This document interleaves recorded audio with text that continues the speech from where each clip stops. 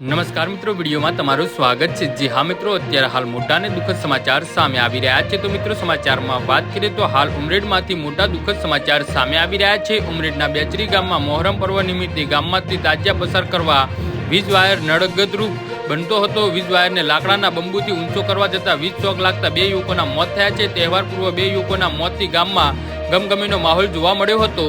જી હા મિત્રો, અત્યારે હાલ મોટા અને દુઃખદ સમાચાર સામે આવી રહ્યા છે।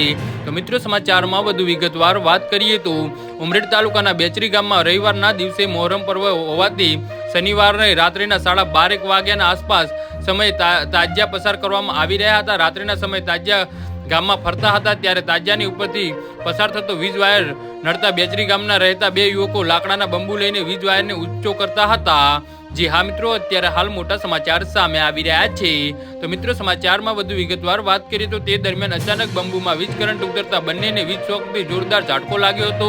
વીજ કરંટના ઝાટકાના લીધે બંને યુવકો નીચે પટકાયા હતા અને ગંભીર રીતે દાઝી ગયા હતા।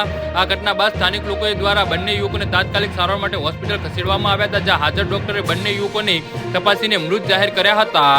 જી હા મિત્રો, તો આના વિશે તમારું શું કહેવું છે તો નીચે મારી કોમેન્ટ બોક્સમાં જરૂરથી જણાવજો અને અમારી યુટ્યુબ ચેનલને સબસ્ક્રાઇબ કરવાની ભૂલતા નહીં। વિડીયો પૂરો જોવા બદલ તમારો આભાર।